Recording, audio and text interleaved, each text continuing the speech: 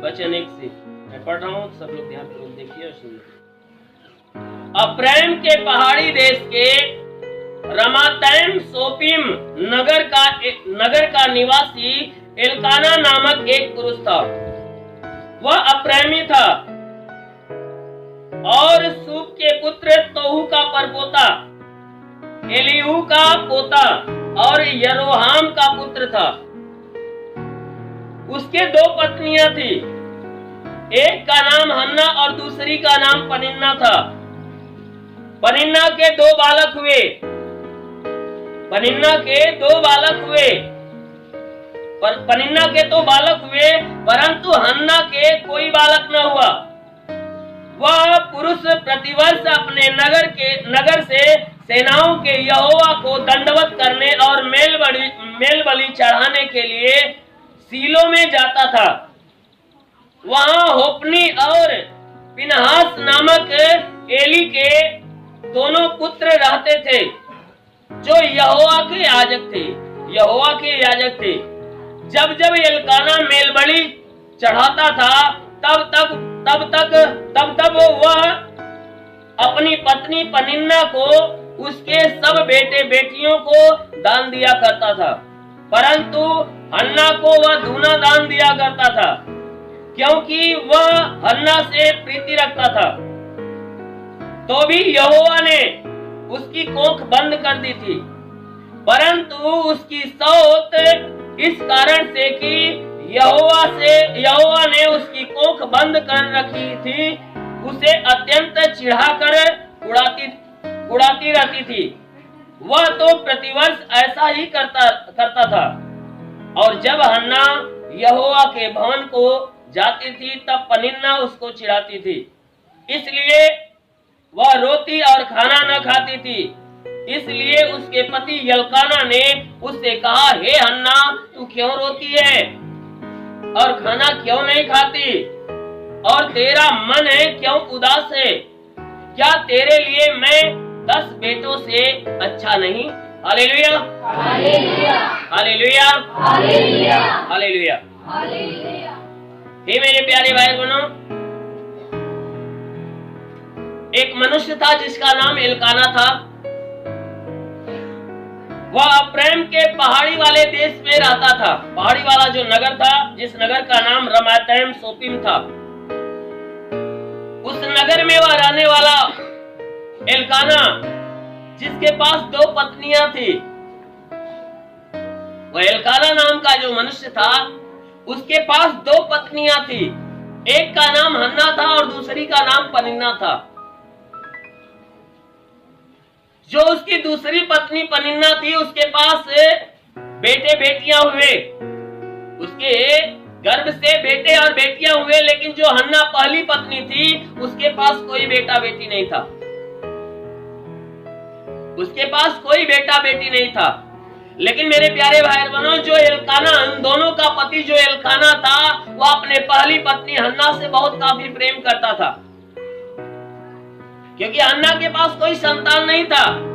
जब उसके पास कोई संतान नहीं हुए, तो वह दूसरी पत्नी लाया, जिस पत्नी का नाम पनिन्ना था। उस दूसरी को लाया तो उससे कई बेटे बेटियां उत्पन्न हुए। लेकिन वह जो एल्काना था, वह एल्काना अपने पहली पत्नी से काफी प्रेम करता था। और वह क्या करता था, वह एल्काना का यह नियम था कि साल जब साल आता था, साल जब बीतना चालू होता था, तो वह साल में एक बार क्या करता था, वह परमेश्वर को वह होम बलि यानी बलि चढ़ाता था। यानी वह अपने जीवन में ऐसा कोई गुनाह न हुआ हो, इसके लिए वह क्या करता था, मेल बलि चढ़ाता था साल में एक बार। तो जब मेल बलि चढ़ाने की बातें आती थी, तो वह क्या करता था कि अपने पूरे परिवार को साथ में लेकर जाता था। साथ में लेकर जाता था एक पहाड़ी वाले क्षेत्र में, जहां सुनसान जगह था, वहां पर लेकर जाता था। वह मेल बलि चढ़ाता था, मेमने की मेल बलि चढ़ाता था।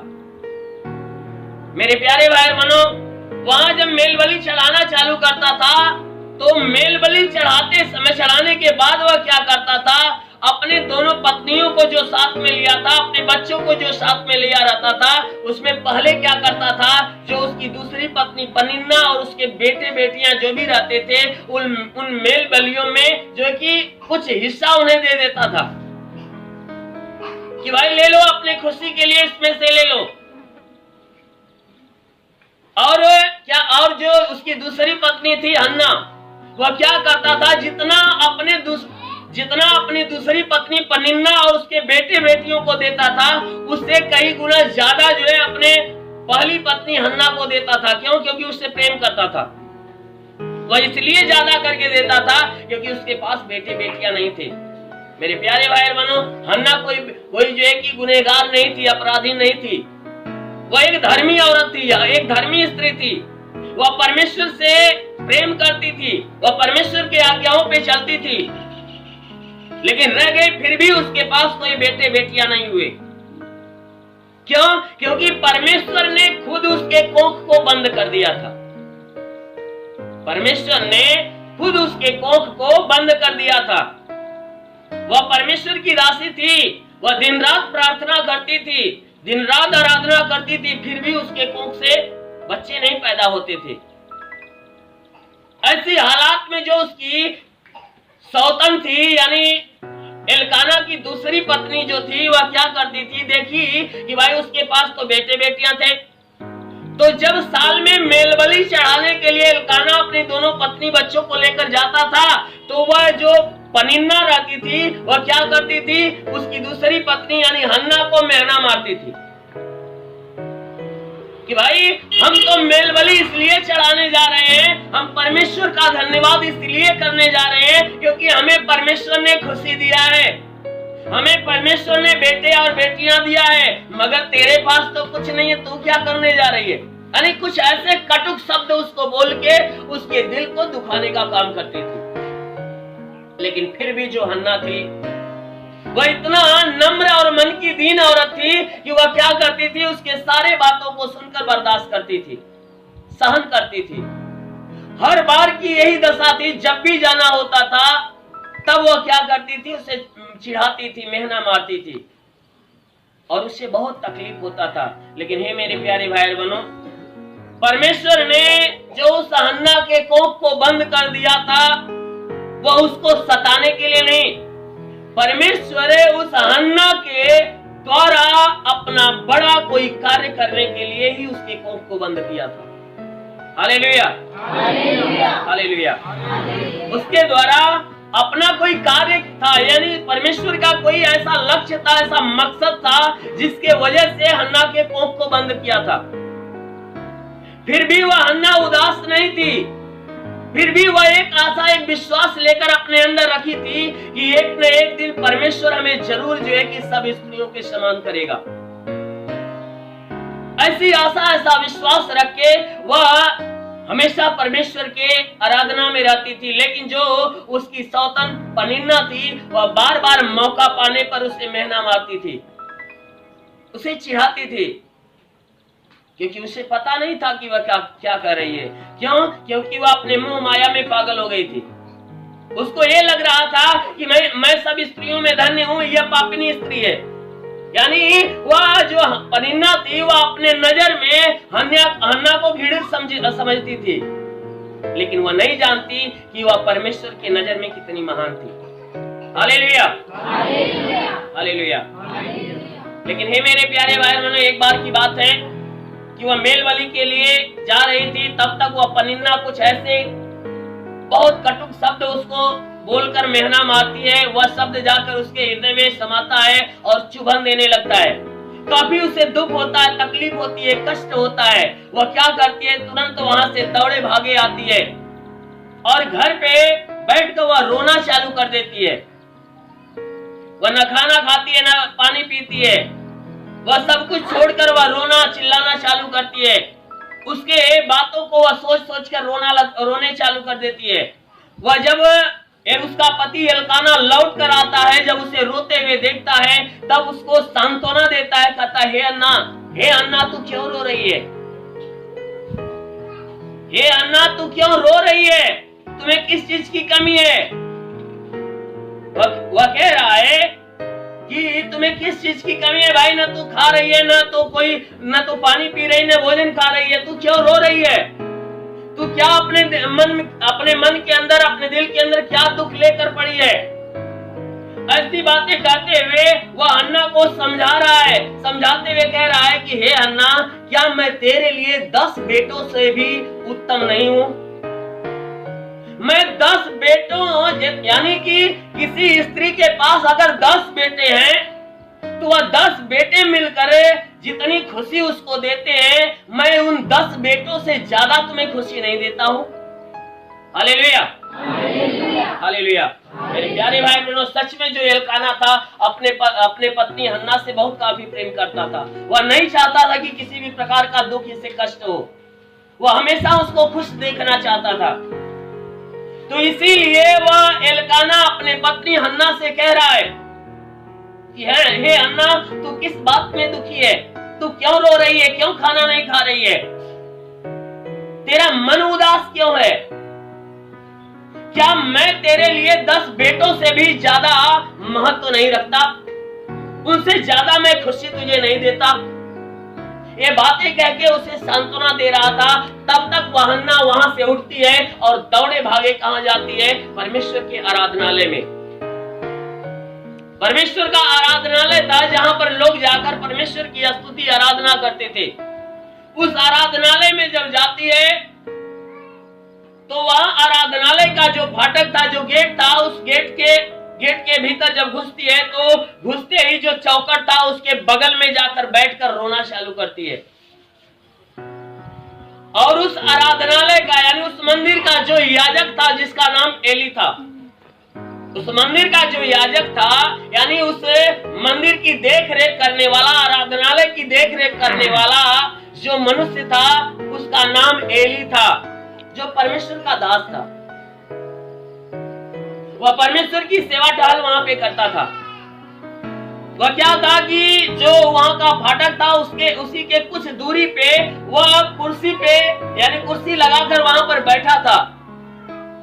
तब तक हन्ना जब उस फाटक के भीतर घुसती है और बगल में बैठकर वह रोना चालू करती है। उसके आंखों से तड़ तड़ तड़ तड़ आंसू बह रहे हैं, उसके हृदय रो रहे हैं और इतनी काफी दुखी हो गई थी, इतनी काफी तकलीफ में थी कि वह रोते हुए, आंसू बहाते हुए परमेश्वर से अपना दुख सुना रही थी। और जब परमेश्वर से अपना दुख सुना रही थी तो उसके जुबान से आवाज नहीं निकलते थे, क्योंकि वह मन ही मन प्रभु के सामने सुना रही थी। उसके ओठ हिलते थे लेकिन जुबान से आवाज नहीं निकल पाती थी। उसके ओठ कंपन करते थे क्योंकि इतनी काफी वह भावुक हो गई थी, इतनी काफी वह दर्द से भरी हुई थी। वह परमेश्वर के सामने अपना सारा दुख सुना रही थी। वह परमेश्वर के सामने जब दुख सुना रही थी तो उसके ओठ हिलते थे, आवाज नहीं निकलती थी। तो ऐसी हालात को देखकर जो एली वहां का याजक था, सेवा टहल करने वाला जो परमेश्वर का दास था, वह जब देखा तो उसके दिमाग में जो है दूसरी बात समाना चालू हो गई कि भाई ये कौन स्त्री है जो यहाँ पर आकर ऐसे पड़ी हुई है, या जो है कि कुछ बोल भी नहीं रही है, इसके ओठ हिल रहे हैं, ये आंखों से आंसू बहा रही है, लेकिन कुछ सुनाई नहीं दे रहा है। वह अपने मन में सोच रहा था, लेकिन वह जो हन्ना थी वह परमेश्वर से कुछ और कह रही थी। वह कह रही थी कि हे परमेश्वर, यदि तू अपने दासी के ऊपर तरस खाता है, वह कह रही है वचनों के द्वारा, कह रही है कि हे परमेश्वर, अगर तू अपने इस दासी के दुख की तरफ अगर अपना मुंह फेर लेता है, या इस दासी के ऊपर दया करके तुम मेरी विनती को स्वीकार करके और मुझे एक बेटा दे देता। हे प्रभु, आज तक तो मैं तुझसे सिर्फ कहती रही और पता न तू आज तक सुनता रहा कि नहीं सुनता रहा, लेकिन आज मैं तेरे सामने आकर मैं एक अपने लिए एक भीख मांग रही हूँ। क्या मांग रही हूँ कि आज तक जो तू इस दासी के तरफ मुंह फेरता था कि नहीं फेरता था, लेकिन आज मैं तुझसे विनती करती हूँ कि इस दुखियारन की तरफ अपना मुंह घुमाकर मेरी आवाज को तू सुन लेता, मेरी विनती को सुन करके मेरी जो मांग है, मेरी क्या मांग है कि मुझे एक बेटा की जरूरत है। क्योंकि हे प्रभु, आज तक मैं सब स्त्रियों के समान नहीं गिनी जा रही हूं। जो हो रहा है, मुझे महीने पे महीना मार रहा है, मुझे चिढ़ाने का शब्द बोल रहा है, मुझे जो कि सब स्त्रियों के समान स्त्रियां नहीं समझती है, क्योंकि मुझे तरह तरह के ताना की बातें सुनना पड़ता है, तरह तरह के महीने की बातें सुनना पड़ता है। हे प्रभु, मैं सहते सहते आज जो है कि सहन के ऊपर वो बातें आ गई है। आज ये बातें सहन नहीं हो रही है, इसलिए आज मैं तुझसे मांग रही हूँ कि हे प्रभु, यदि तू इस दासी के ऊपर अपनी दृष्टि डाल के मेरी विनती को सुन करके मुझे एक बेटा दे देता, मुझे एक बेटा दे देता, तो मैं वादा करती हूँ कि जो बेटा तू मुझे देगा, उस बेटे को मैं तेरे पास लाकर छोड़ूंगी और उसके सर पे कभी छुरा नहीं लगने दूंगी। Hallelujah, hallelujah, hallelujah. हन्ना कहती है कि मैं उसके सर पे कभी छुरा तक नहीं लगने दूंगी, उसके सर का बाल कभी मैं उड़ने नहीं दूंगी। मैं बल्कि क्या करूंगी कि जो बच्चा, जो संतान तू मुझे देगा, उस संतान को मैं क्या करूंगी, तेरे पास लाकर छोड़ दूंगी। मुझे बस एक ही चीज की जरूरत है कि अगर मेरे तन से तू एक बेटा दे देगा तो मैं सभी स्त्रियों के समान गिनी जाऊंगी, कोई मुझे बाजिन करके नहीं पुकारेगा। Hallelujah, hallelujah. तो कहा कि मुझे बांस का नाम, यानी बांसपन का कलंक मेरे ऊपर से हट जाएगा। जो लोग मुझे घृणित भावना से देखते हैं, लोग घृणित शब्द मुझे बोलते हैं, मुझे हर समाज में रहने में सर नीचा करना पड़ता है। हे प्रभु, जहाँ जिस समाज में मैं जाती हूँ, लोग मुझे देखते हैं, भले बुरे के शब्द बोलते हैं, मैं सहते सहते आज बर्दाश्त से ऊपर हो गया है, मुझे सहन नहीं हो रहा है। इसलिए हे प्रभु, मैं दुख से भरी हुई हूँ। इस दुखियारिन की तरफ तू अपना मुंह फेर और मेरी विनती को सुन करके मुझे एक बेटा दे, क्योंकि मैं तुझसे वादा करती हूँ कि जो बेटा तू मेरे धन से देगा, उस बेटा को मैं तेरे नाम पे तेरे भवन में आकर यहीं छोड़कर जाऊंगी, तेरे लिए छोड़कर जाऊंगी, तेरी महिमा के लिए छोड़कर जाऊंगी, और कभी मैं उसके सर पे छुरा नहीं लगने दूंगी, उसके सर का बाल कभी कटवाने नहीं दूंगी। Hallelujah, hallelujah. मेरे प्यारे भाई बहनों, यही सब कहते हुए, अपना दुख सुनाते हुए वह बेचारी रो रही थी, उसके होठ कांप रहे थे, मारे तकलीफ के मारे, मारे दुख के मारे, यानी उसकी आत्मा इतनी दुखी थी कि उसके जुबान से आवाज नहीं निकल पा रहे थे। मारे दुख के मारे जो दुखी आवाज निकालती थी, उसके मारे उसका ओठ कंपन करता था, आंखों से आंसू निकल रहे थे, वह बेचारी रोकर अपने दुख को सुना रही थी। तब तक वह एली जो वहां कुर्सी पे बैठा हुआ था, उसकी दृष्टि जो है कि इसके ऊपर एक टकटकी लगाकर पड़ी हुई थी। वह एली टकटकी लगाकर उस हन्ना की तरफ देख रहा था, और देखते देखते उसके मन में विचार आया। उसने सोचा कि लगता है कि यह स्त्री शराब के नशे में है।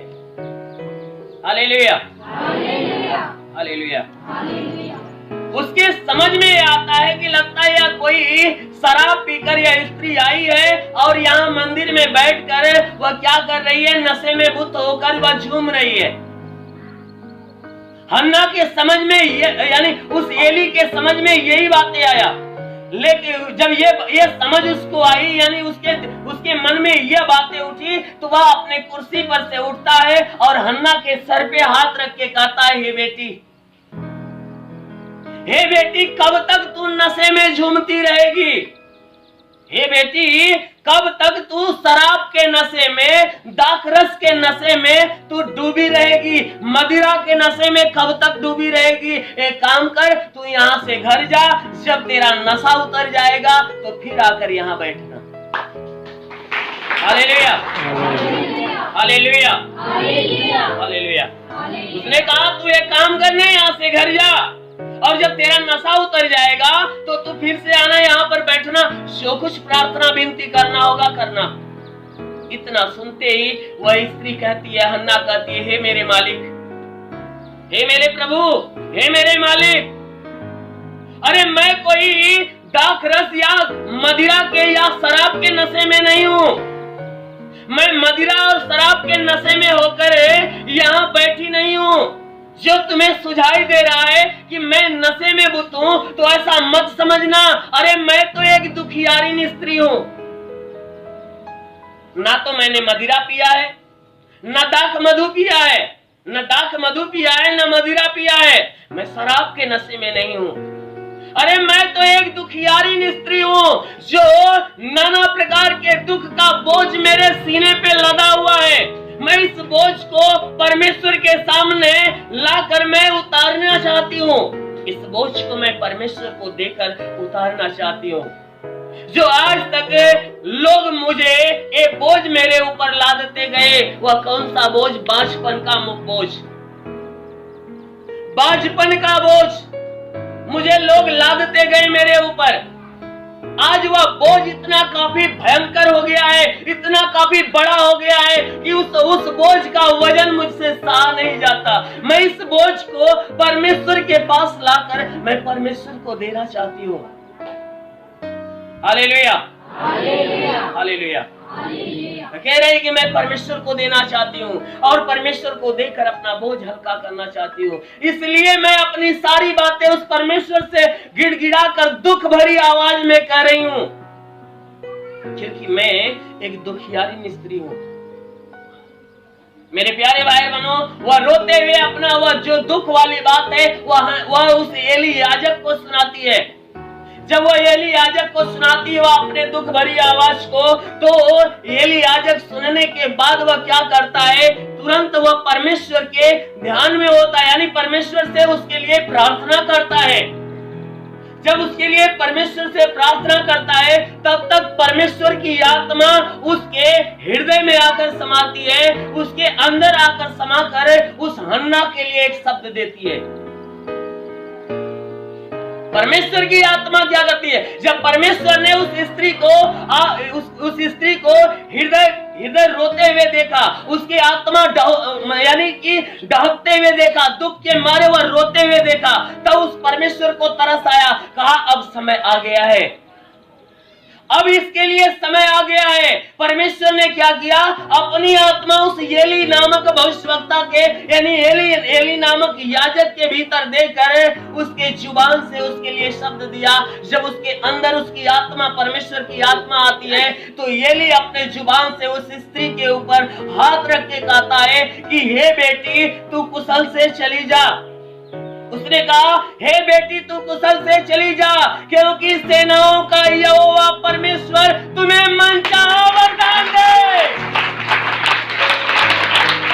Hallelujah, hallelujah, hallelujah. सेनाओं का यहोवा, जो स्वर्ग में रहने वाला परमेश्वर, जो संपूर्ण सृष्टि का मालिक है, वह तुम्हें मनचाहा वरदान दे। जब इतनी बातें, इतना शब्द उस हन्ना के कानों में घुसता है, वह हन्ना की शरीर गनगनाहट से उठ जाती है। ऐसा मालूम पड़ता है उसके सीने का बोझ हल्का हो गया, उसके मन में, उसकी आत्मा में एक नई खुशी आ जाती है। वह तुरंत उस खुशी भरे शब्द से कहती है कि हे प्रभु, तेरी वचन मुझ पे यानी तेरी आज्ञा मुझ पे मेरे भीतर समाये। वह तुरंत उसकी आज्ञाओं को, उसके बातों को वह ग्रहण करती है कि तेरे जुबान से निकले हुए शब्द मेरे ऊपर प्रकट हो जाएं, मेरे ऊपर आकर ठहर जाएं, मेरे भीतर आकर फलदायी बने। मेरे प्यारे भाई बहनों, वह हन्ना जब उसके जुबान से आशीष का शब्द सुनती है, तो वह तुरंत उस आशीष को ग्रहण करती है, तुरंत कहती है, हे प्रभु, तेरे जुबान से निकले हुए जो शब्द हैं वह मेरे ऊपर प्रकट हो जाए। Hallelujah, hallelujah. मेरे प्यारे भाई बहनों, एक बात मुझे याद आ गई। जैसे हम प्रार्थना करते हैं परमेश्वर से, और प्रार्थना करते करते जब सब कुछ कह लेते हैं, तो लास्ट में एक शब्द बोलते हैं जिसको आमीन शब्द से परमेश्वर को कहते हैं कि हे परमेश्वर, आमीन। आमीन का मतलब कितने लोग ऐसे हैं जो नहीं समझते हैं? वे लोग हाथ उठाएं जो आमीन का मतलब नहीं समझते। Hallelujah, hallelujah.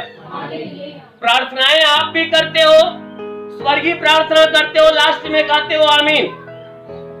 कोई भी प्रार्थना करते हो लास्ट में कहते हो आमीन। आमीन का मतलब होता है कि हे परमेश्वर, जो भी तुझसे मैंने प्रार्थना किया है, हे परमेश्वर, जो कुछ मैंने तुझसे कहा है वह सब कुछ वैसा ही हो जाए। Hallelujah, hallelujah. इसलिए मेरे प्यारे भाई बहनों, आप भी इस शब्द को जरूर बोलिएगा। कब बोलिएगा?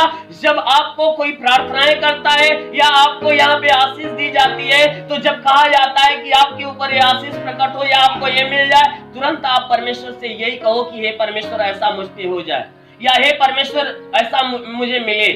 या नहीं आप इतना कर सकते हो तो तुरंत आमीन। जब कहा जाता है कि आपको परमेश्वर ऐसा वरदान दे, ऐसी आशीष दे, तुरंत आप आमीन का शब्द बोलिएगा। ऐसा करने से परमेश्वर की आशीष आपके ऊपर अवश्य किया करेगी। Hallelujah, hallelujah.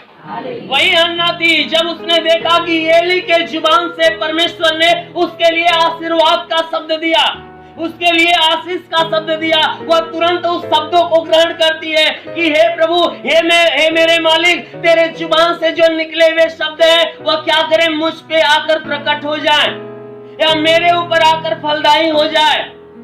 जब इतना शब्द वह कहती है, वह सुनते ही जब इतना शब्द कहती है, उसके आत्मा में, उसके मन में एक ऐसी खुशी आ जाती है कि वह वहां मंदिर से यानी उस आराधनालय से वह उठती है और दौड़े भागे घर पे जाती है, जो कुछ खाई पी नहीं थी, लेकिन जाकर घर पे भरपेट भोजन खाती है।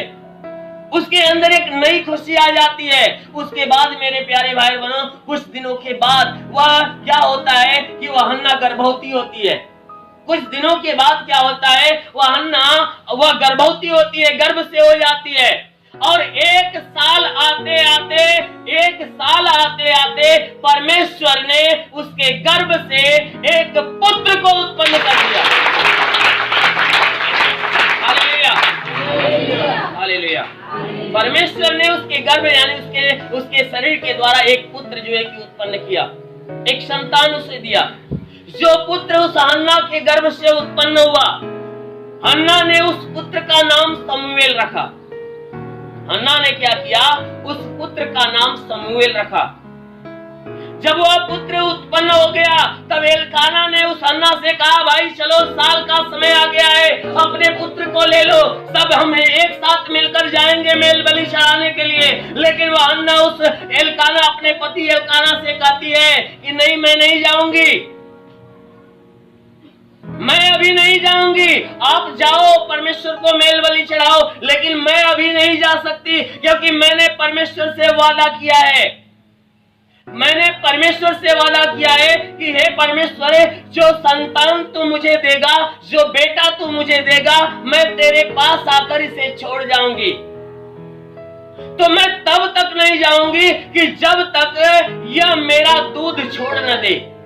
यह बेटा जो परमेश्वर ने मुझे दिया है, जो मेरे स्तन का दूध पीता है, जब तक यह मेरा दूध छोड़ नहीं देगा, तब तक यह बेटा मेरे पास रहेगा, मैं इसे अपने पास रखूंगी। और जिस दिन वह दूध को छोड़ेगा, उसी दिन मैं जाकर परमेश्वर के सामने इसे सौंपूंगी और परमेश्वर से कहूंगी कि हे परमेश्वर, तूने जो मुझे पुत्र दिया, मेरी विनती को स्वीकार किया, मेरी प्रार्थना को स्वीकार करके मुझे बांझपन के इस प्रकोप से मुक्त किया और मुझे सब स्त्रियों के समान बना दिया।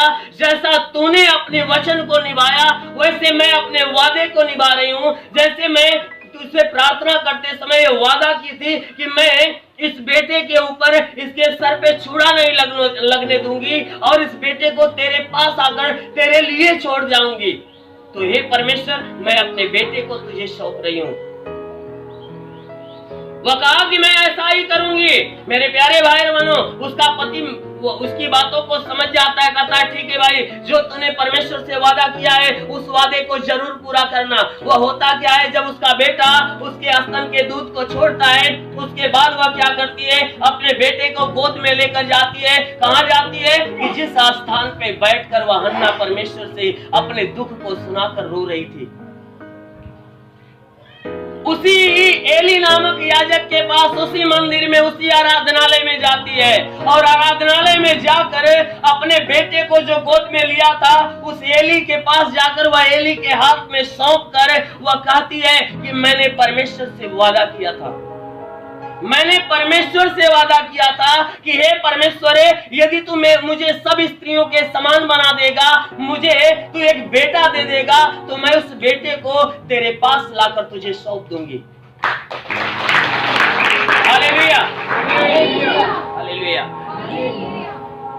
वह तुरंत क्या करती है, एली के हाथ में सौंपने के बाद, एली के हाथ में सौंपने के बाद परमेश्वर को दंडवत करती है, उसके बाद घर आती है और वह एली नामक जो वहां का याजक था उस बच्चे को पालता पोसता है। जब वह बड़ा होता है, जब वह बड़ा होता है, सयाना होता है, तब उसके ऊपर परमेश्वर की आत्मा आकर उतरती है और परमेश्वर अपने कार्य, अपनी महिमा के लिए वह उसे चुन लेता है और उसके द्वारा अपने भारी से भारी चमत्कार कराता है। वह आगे जाने के बाद वह एक भविष्यवक्ता बनता है जिसको शमूएल भविष्यवक्ता के नाम से जाना जाता है।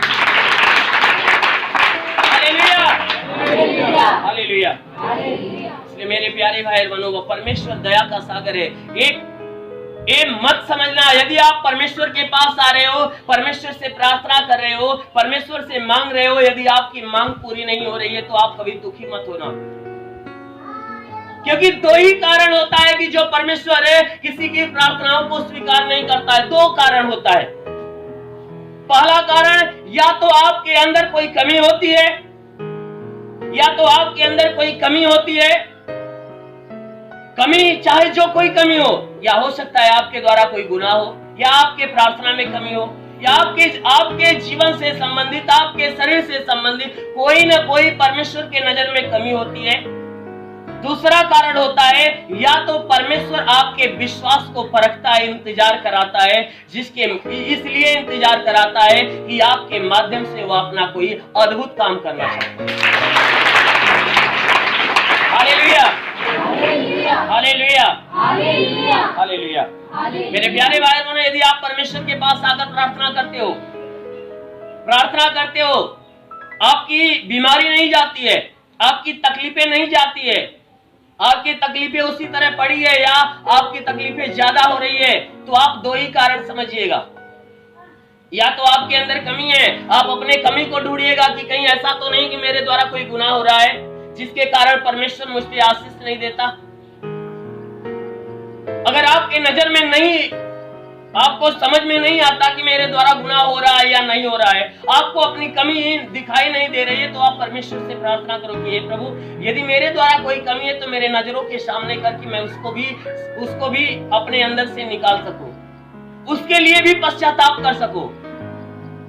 अगर तो भी नहीं समझ में आता है तो आप धीरजवंत होकर परमेश्वर का धन्यवाद करो। इस बात के लिए धन्यवाद करो कि हे परमेश्वर, मैं जानती हूँ या मैं जानता हूँ, मैं समझता हूँ कि तू मेरे विश्वास को परख रहा है, मेरे सब्र का इम्तिहान ले रहा है। हे परमेश्वर, तू मुझे संभालते रहना। हे परमेश्वर, तू मेरी क्षमता को बढ़ाते रहना कि मैं तेरे सब्र के इम्तिहान में कभी फेल न होने पाऊं। Hallelujah, hallelujah. मैं सब्र के इम्तिहान में फेल नहीं हो पाने पाऊं। परमेश्वर से आप यही प्रार्थना करते रहना कि हे परमेश्वर, मैं जानता हूं कि तू मेरे जीवन में कोई अपना कार्य करना चाहता है, इसलिए तू मेरे सब्र का इम्तिहान ले रहा है, इसलिए तू मेरे विश्वास को परख रहा है। हे मेरे प्यारे भाई बहनों, जब आपको चंगाई पाने में देरी होती है या आपकी जो इच्छाएं होती है वह इच्छाएं पूरा होने में देरी होती है, तो आप परमेश्वर का धन्यवाद करते रहो, क्योंकि परमेश्वर आपके जीवन में बड़ा चमत्कार करने वाला है। Hallelujah, hallelujah. मेरे प्यारे भाई बहनों, जो हन्ना जिसकी आपने अभी कहानी सुना है, जो इसे कहानी के बारे में आपने सुना कि जो हन्ना नाम की स्त्री थी, वह कोई अंधविश्वासिनी नहीं थी, वह पूर्ण विश्वासिनी थी। वह परमेश्वर के मार्ग पे चलना पसंद करती थी, परमेश्वर की हर आज्ञाओं का पालन करती थी और वह समय के अनुसार यानी हर वक्त वह परमेश्वर को याद करती थी। लेकिन फिर भी वह अपने जीवन में, अपने दिल में कभी दुख नहीं लिया कि नहीं, परमेश्वर मेरी प्रार्थना को नहीं सुन रहा है। वह लोगों के मेहना को सुनती थी, चिढ़ाने के शब्द को सुनकर बर्दाश्त करती थी, क्षमता मांगती थी कि हे परमेश्वर यह सब जो कि ये सारी चीजें सहने की क्षमता मुझे दे कि मैं इन सारे दुखों को बर्दाश्त कर सकूं। मेरे प्यारे भाई बहनों, परमेश्वर ने उसे क्षमता देता गया। लेकिन जब परमेश्वर के चमत्कार का समय आ गया, जब अद्भुत काम का समय आ गया, तब वह क्या किया? परमेश्वर ने उसके क्षमता को रोक दिया। जब उसका दुख उसको सहन नहीं हुआ, वह तुरंत भागे दौड़े परमेश्वर के पास गई और अपना मांग परमेश्वर के सामने रखी कि हे परमेश्वर, यह दुख मुझे बर्दाश्त नहीं हो रहा है। एक काम करे, आज तक तू मेरे ऊपर से मुंह फिरा कर रखा था, तो आज मेरी तरफ अपना मुंह घुमा। मेरे दुख को आज तू महसूस कर, उसे सुन ले और सुन करे मेरी जो कमी है उससे भरपाई कर। परमेश्वर ने क्या किया? उसकी प्रार्थनाओं को, यानी उसके विश्वास को देखा कि आज तक मैं इसके शब्द का इम्तिहान लेता रहा, इसके शब्द का इम्तिहान लेता रहा, लेकिन इसने क्या किया? अपने विश्वास को बढ़ाकर रखा। आज भी मेरे सामने यह एक श्रद्धा, एक आशा, एक विश्वास लेकर आई है और एक जो मांग कर रही है, इस मांग में एक विश्वास छुपा हुआ है। परमेश्वर ने देखा और उसको क्या किया कि स्वयं अपने उस याजक के द्वारा उसको एक वरदान दिया, जो उसको जरूरत थी। उसके जरूरत के अनुसार उसके जुबान से वह शब्द निकाला कि हे हन्ना, हे बेटी, तू कुशल से चली जा, क्योंकि सेनाओं का यहोवा परमेश्वर तुम्हें क्या करे? मनचाहा वरदान दे। Hallelujah, hallelujah.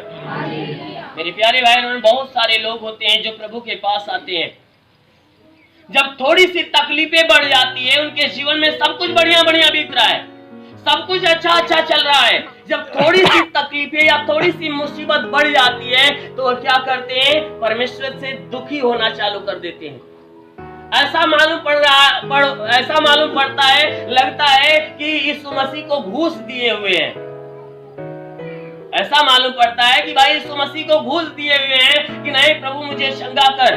और जब थोड़ा सा चंगाई में देरी होती है तो मन दुखी करते हैं कि मैं इतना दिन से जा रही हूँ, मैं दिन रात यानी कि सुबह शाम प्रार्थना भी कर रही हूँ और मुझे चंगाई नहीं दे रहे हैं, तो कहाँ जाऊं उनके पास? Hallelujah, hallelujah. बहुत बहनें ऐसे होते हैं, बहुत भाई ऐसे होते हैं जो यीशु मसीह के पास कुछ दिन आते हैं, सब कुछ बढ़िया बढ़िया बीतता है, बीच में अचानक गड़बड़ी आ जाती है।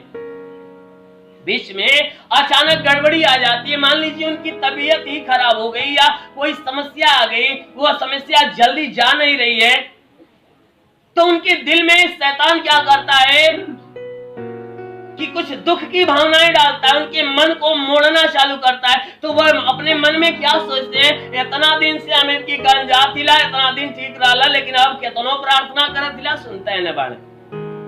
जब ठीक है ना होता तो कहा जाए गए कवन फायदा। यानी ये ऐसा मालूम पड़ रहा है कि वह यीशु मसीह के पास आकर यीशु मसीह के ऊपर एहसान लाद रहे हैं। मेरे प्यारे भाई बहनों, ऐसा कदापि मत करना। ऐसा आप सोचकर, ऐसा कह के आप अपने सर पे दुख का बोझ ला देते हो, अपने पैर पे कुल्हाड़ी मारते हो। ऐसा कदापि मत सोचना। अगर कोई किसी के दिल में ये बातें हो तो अपने दिल से ये बातें निकाल देना, क्योंकि यदि ऐसी ही बातें वह हन्ना अगर अपने दिल में रखी होती तो वह बांझपन से मुक्त नहीं होती, वह बांझपन से मुक्त नहीं होती।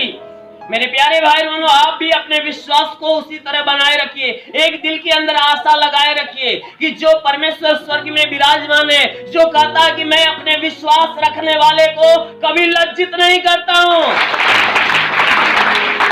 Hallelujah, hallelujah. जो कहता है कि मेरे जो विश्वासी हैं, जो मुझ पे विश्वास करते हैं, मैं उन्हें कभी लज्जित नहीं करता हूँ।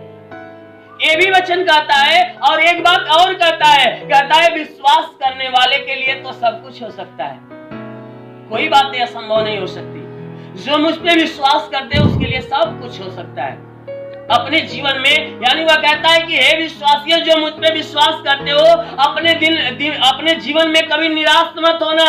ये मत सोचना कि यह तेरे लिए असंभव है, क्योंकि विश्वास करने वाले के साथ सब कुछ हो सकता है। हालेलुया। विश्वासियों के लिए परमेश्वर कभी निराश नहीं करता, उनके विश्वास को पूरा करता है। इसलिए आपके शरीर में, आपके घर में, परिवार में, जीवन में कोई भी प्रकार का भयंकर दुख क्यों ना हो, कोई भी प्रकार की समस्या क्यों ना हो, कभी अपने जीवन में निराशा मत लेना, क्योंकि परमेश्वर आपके साथ है। आपकी बीमारी नहीं जा रही है, कोई बात नहीं, परमेश्वर का धन्यवाद हो कि हे परमेश्वर, तू अभी तक मुझे अपने पास तू बुला रहा है, अभी तक मुझे संभाले रखा है। हम धन्यवाद देते हैं, हम धन्यवाद देते हैं कि जब तू हमारे जीवन में अपनी आशीष देगा तो थोड़ी बहुत आशीष नहीं, इतनी आशीष देगा कि उस आशीष की मैं तुलना नहीं कर सकता। Hallelujah, hallelujah, hallelujah. मेरे प्यारे भाई और बहनों, परमेश्वर महान है जो आपके विश्वास को देखकर आपके जीवन में चमत्कार करता है। मुझे एक गवाही याद आ गई, मैं गवाही बता रहा हूं। आप मुंबई भुई गांव की गवाही है कि एक ओम प्रकाश नाम का भाई था, एक ओम प्रकाश नाम का भाई था जो मुंबई के अंदर साइन में रहता था। उसको 17 सालों से HIV की बीमारी हो गई थी, 17 सालों से HIV की बीमारी हो गई थी। जो ओम प्रकाश नाम का भाई था उसको 17 सालों से HIV की बीमारी हो गई थी और वह अपनी बीमारी को लेकर वह काफी दूर दूर तक जो है कि दवा इलाज करता रहा। उसकी बीमारी उसके भीतर पड़ी रही दिन प्रतिदिन, बल्कि उसकी बीमारी बढ़ती गई। लगभग जो है कि 17 साल जब बीता तो उसको उस HIV के दौरान जो है कि जब वो HIV पूरी तरह से अपना भयानक रूप उसके शरीर के अंदर लेती है तो उसके शरीर में और सारी तकलीफें उत्पन्न हो जाती है। उसको क्या तकलीफें उत्पन्न हो जाती है कि वह 24 घंटे में पता न कितनी बार उसको उल्टियां हो जाती थी, बार बार उसको उल्टियां होना, भूख नहीं लगती थी, वह कुछ खा पी नहीं पाता था, जो कुछ मुंह में जाता था सब मुंह के द्वारा बाहर हो जाता था। वह डॉक्टर के पास जाकर दवा भी लिया। जब डॉक्टर से दवा लिया तो डॉक्टर ने जब उसके पूरे शरीर का चेकअप किया तो चेकअप करने के बाद डॉक्टर ने कहा, भैया ये तू दवा बराबर खाते रहना, जो मैं तुझे दवा दे रहा हूं उस दवा को बराबर खाते रहना। जिस दिन तुम इस दवा को छोड़ दोगे ठीक 5वें दिन तुम मर जाओगे। जिस दिन तुम दवा को छोड़ दोगे ठीक 5वें दिन तुम्हारी मृत्यु हो जाएगी। इसलिए कभी जीवन में दवा को मत छोड़ना। मेरे प्यारे भाई बहनों, वह भाई दवा खाते रहा, फिर भी उसको कोई आराम नहीं मिला। बार बार उल्टियां होना चालू, उल्टियां के साथ साथ जो है कि बुखार भी शरीर में बना था, बहुत काफी भयानक बुखार था, भूख नहीं लगती थी, उसकी शरीर बिल्कुल जो है कि कमजोर हो गई थी, वह बिल्कुल बेड पे पड़ गया और चारपाई पे ही सोया सोया हुआ अपना सारा क्रियाक्रम करता था। उसकी हालत बहुत डेंजर हो गई। मेरे प्यारे भाई बहनों, जब दवा के द्वारा उससे कोई रिलीफ नहीं मिला तो उसके परिवार वाले यानी उसके बीवी बच्चे जो भी थे उसके बीवी बच्चों से कोई एक भाई मिलता है जो प्रार्थना केंद्र में जाता था, आशीर्वाद प्रार्थना केंद्र जो भुई गांव के अंदर है, वहां पे वह जाता था। अचानक उससे मुलाकात होती है, उसकी हालात को वह देखता है, वह प्रभु यीशु के बारे में उससे बताता है। जब प्रभु यीशु के बारे में बताता है कि भाई कि वहां पे भारी से भारी बीमारी से लोग चंगे होते हैं, काम करो कि जब दवा काम नहीं करती है तो मेरी मानो वहां पर लेकर चलो, हो सकता है प्रभु की कृपा इसके ऊपर हो जाए और ये चंगा हो जाए। उसके बीवी बच्चे क्या करते हैं, उन्हें उठाकर उस आशीर्वाद प्रार्थना केंद्र के अंदर जाना चालू करते हैं। जब उस प्रार्थना केंद्र में आना जाना चालू हो जाता है, 2-1 बार आना जाना चालू हो गया, 2-1 बार चले गए, उसके बाद उसी में से कोई भी यानी वही प्रभु का विश्वासियों में से कोई कहता है, भैया यहाँ पर निवासी शिविर लगती है 3 दिन की, एक काम करो, उनके बीवी बच्चों से कहते हैं कि निवासी शिविर लगती है, काम करो यहाँ पर 3 दिन की जो शिविर होती है इनको लेकर शिविर में शामिल हो जाओ। हो सकता है इस शिविर के प्रार्थनाओं के दौरान प्रभु इन्हें चंगा कर दे। लेकिन हे मेरे प्यारे भाई बहनों, होता क्या है, 3 दिन की वहां निवासी शिविर लेने के बाद जब वहां तीसरा दिन आता है, तीसरे दिन वहां पर क्या होता था कि 2 दिन तो जितने वहां के प्रभु के सेवक थे, जितने परिवार के लोग थे, वे प्रार्थना करते थे, भजन गाते थे, प्रभु के प्रवचन को सुनाते थे। तीसरे दिन होता क्या था कि वहां के ब्रदर जो सेबेस्टियन मार्टिन थे, अब नहीं है, उनको एक्सपायर में साल भर हो गए। मेरे प्यारे भाई बहनों, वह इस समय नहीं है।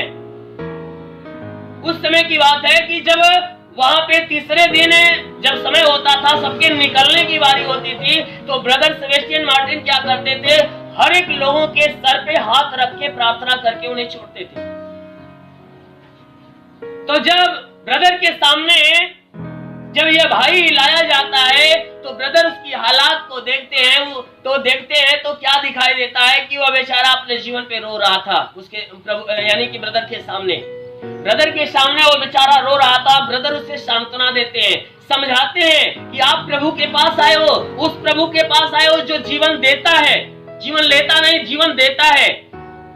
एक काम करो, आप प्रभु यीशु के ऊपर विश्वास करो, अवश्य है कि आप चंगे हो जाओगे।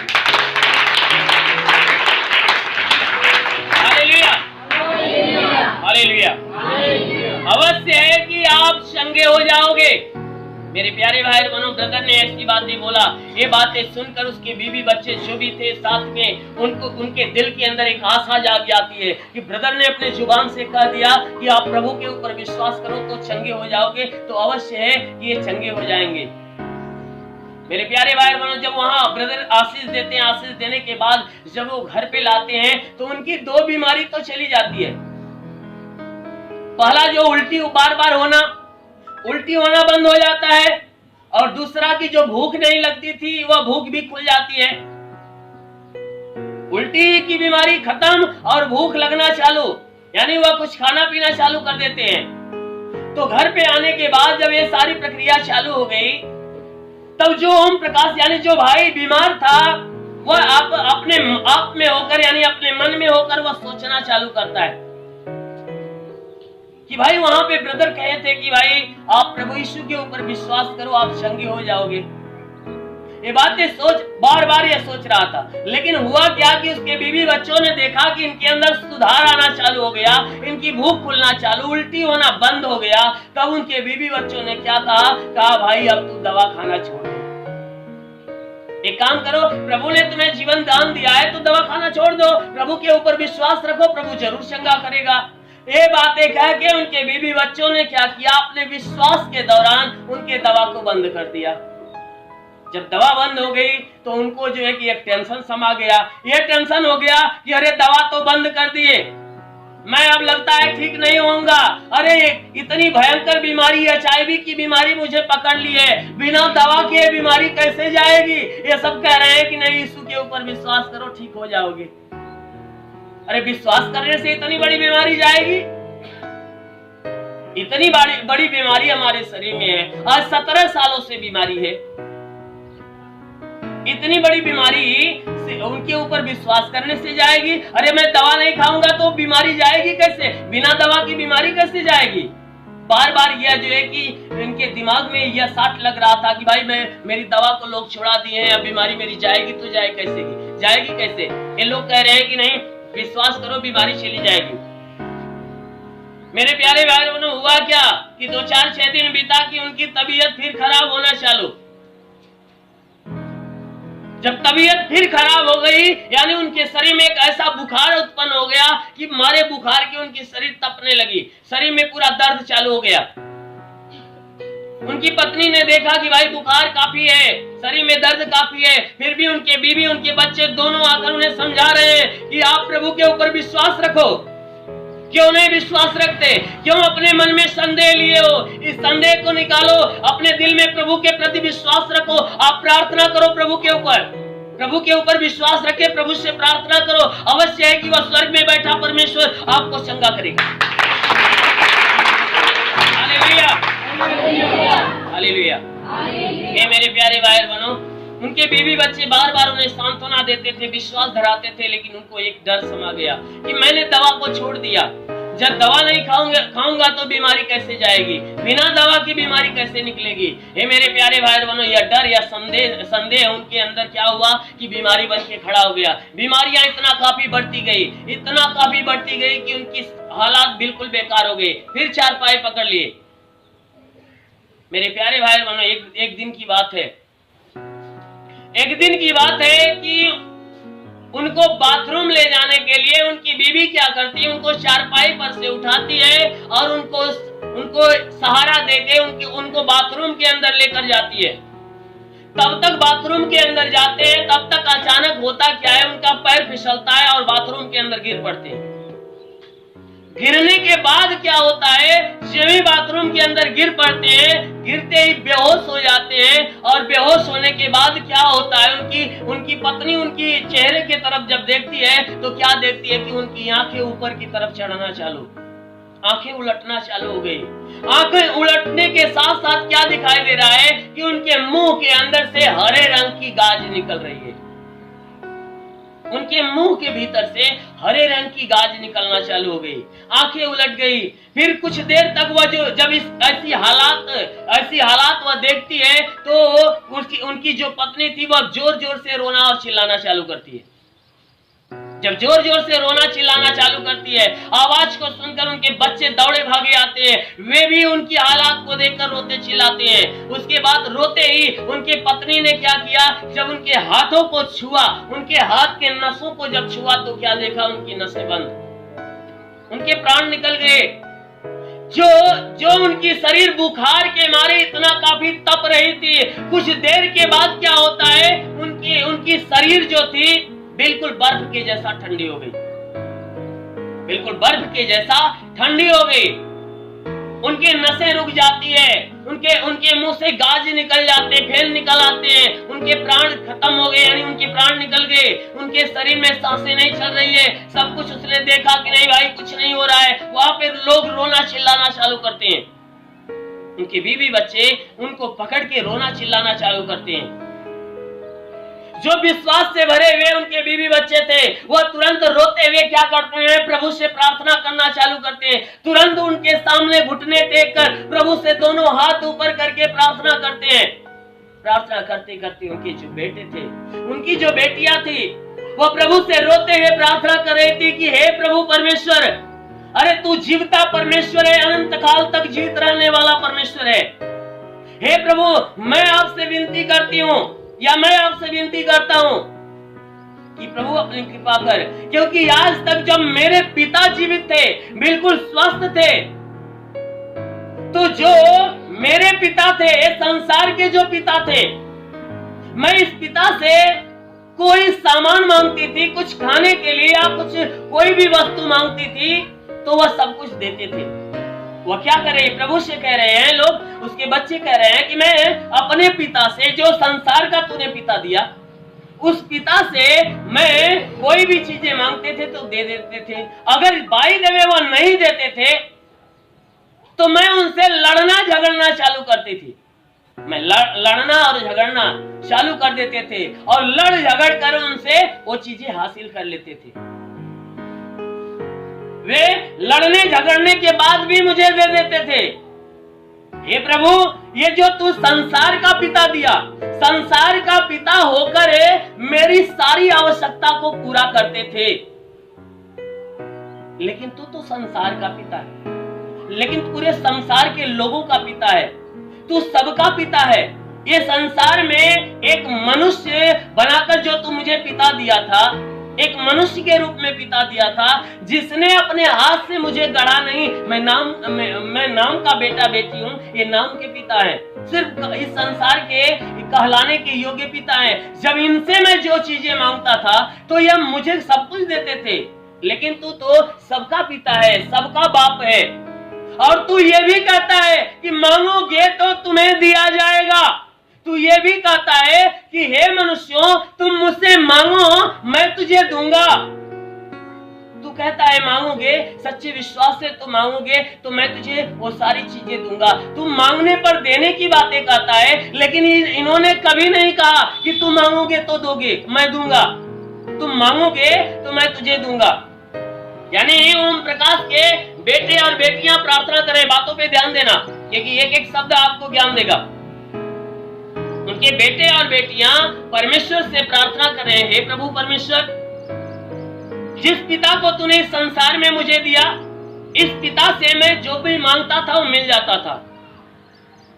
तू पूरे लोगों का पिता है, तू ये भी कहता है तुम मांगोगे तो मैं तुझे दूंगा, लेकिन इन्होंने कभी नहीं कहा कि तुम मांगोगे तो मैं तुझे दूंगा। फिर भी मांगने पर ये दे देते थे। फिर भी मांगने पड़े, मुझे सारी खुशियां मिल जाती थी, जो शरीर की संसार की खुशियां थी, सब कुछ खुशियां मिल जाती थी। हे प्रभु, अब जो तू कहता है कि मांगोगे तो दिया जाएगा, मैं तुमसे अपने पिता का प्राण मांगता हूं। Hallelujah, hallelujah. तू कहता है मांगोगे तो तुम्हें दिया जाएगा, इसलिए मैं अपने पिता का जीवन तुमसे मांगता हूं, क्योंकि इनका जीवन तो तेरे हाथ में है, इनका जीवन तो तेरे हाथ में है। जो तेरे हाथ में है वही मांग रहा हूं कि मेरे पिता जो इस हालात में पड़े हुए हैं, जो यही मेरे सहारा थे, तो हे प्रभु, मैं तुझसे मैं मांगता हूं कि मेरे पिता का जीवन फिर से वापस। Hallelujah, hallelujah. उनके बीवी बच्चे दोनों रो रो कर प्रार्थना कर ही रहे थे, तब तक परमेश्वर ने उनके बच्चों के ऊपर तरस खाया, उनकी प्रार्थनाओं को सुना। जो सांसें निकल गई थी, परमेश्वर ने फिर से उनके अंदर नई सांसें दिया। Hallelujah, hallelujah. मेरे प्यारे भाई बहनों, परमेश्वर ने फिर से उनके अंदर सांसें दे दिया। तब तक ये ऐसी प्रार्थना करते करते उनकी जो बीवी थी और उनके बीवी के दिमाग में आया कि मैं इनके बदन को जरा छूऊं। जब बदन को जेवी छूती हैं तो क्या देख रहे हैं कि जो बदन बिल्कुल बर्फ के समान ठंडी हो गई थी, वह बदन क्या हो गई, बिल्कुल गर्म हो गई। बदन के अंदर गर्मी हो गई। जब बदन को गर्म देखती है, शरीर गर्म हो गई, उनके नस को देखती है, जो नस रुक गई थी फिर से चलना चालू हो गई। जो आंखें बिल्कुल बंद हो गई थी, उन्होंने क्या देखा कि तुरंत आंखों की तरफ नजर देखा तो क्या हो रहा है, उनकी आंखें लपलपा रही है, उनकी आंखें लपलपा रही है। तब तक कुछ समय के बाद क्या होता है मेरे प्यारे भाई बहनों, कुछ समय के बाद क्या होता है कि उनकी आंखें खुल जाती है, वो अपने होश में आ जाते हैं। होश में आकर जब बैठ जाते हैं, उनके बीवी बच्चे बहुत प्रसन्न होते हैं, वह परमेश्वर को धन्यवाद देते हैं, परमेश्वर को धन्यवाद देते हैं। लेकिन एक अद्भुत बात और आपके सामने आएगी कि जब उनको परमेश्वर ने नया जीवन दे दिया, उनके सांसों को उनके भीतर वापस दे दिया, जब वह बिल्कुल चंगे होकर बैठ गए, अपने बीवी से जो है कि पानी मांगते पीने के लिए, पानी मांगते, जब पानी पी लेते हैं, पीने के बाद जब अपने शरीर की तरफ ध्यान देते हैं, तो जो 17 साल से HIV की बीमारी उनके अंदर थी, जो वह बीमारियां उनके अंदर नाना प्रकार की कमजोरियां पैदा कर दी थी, नाना प्रकार की बीमारियां पैदा कर दी थी, वह सारी समस्याएं उनको ऐसा मालूम पड़ता है कि शरीर में नहीं है, ऐसा मालूम पड़ रहा है कि मेरी शरीर बिल्कुल ठीक है भाई, न कमजोरी शरीर के अंदर है, न वो बीमारी है, बिल्कुल सब कुछ अच्छा है। तो उनके बीवी बच्चों ने क्या किया, देखा कि बिल्कुल ठीक ठाक है। तो जिस डॉक्टर ने उन्हें कहा कि भैया तुम दवा को छोड़ोगे तो ठीक 5वें दिन मर जाओगे, जिस डॉक्टर ने कहा था कि यदि तुम इस दवा को खाते रहोगे तो जिंदा रहोगे, जिस दिन छोड़ दोगे तो ठीक 5वें दिन मर जाओगे, उसी डॉक्टर के पास लेकर गए। जब वह डॉक्टर उनके संपूर्ण शरीर का जब चेकअप करता है, जो डॉक्टर ने कहा भाई इनके अंदर भयंकर रूप से HIV है, वह डॉक्टर जब चेकअप करता है तो चेकअप करने के बाद वह डॉक्टर हैरान हो गया। जब हैरान हो गया तो वह उनके बीवी बच्चों से उनसे आकर कहता है, हे भाई, अरे मैंने ही अपने मशीन के द्वारा, अपने कंप्यूटर के द्वारा तुम्हारे शरीर का चेकअप किया था, तुम्हारे शरीर के भीतर का पार्ट बिल्कुल खराब हो गया था, सड़ना चालू हो गया था, तुम्हें यह HIV बिल्कुल खोखला बना दी थी, इसीलिए मैंने तुमसे कहा कि अगर दवा छोड़ोगे तो 5वें दिन बाद मर जाओगे। और आज मैं क्या देख रहा हूं कि तुम्हारे शरीर का मैं चेकअप कर रहा हूं, तो जितनी बीमारी तुम्हारे शरीर के अंदर है वह एक भी बीमारी नहीं दिखाई दे रही।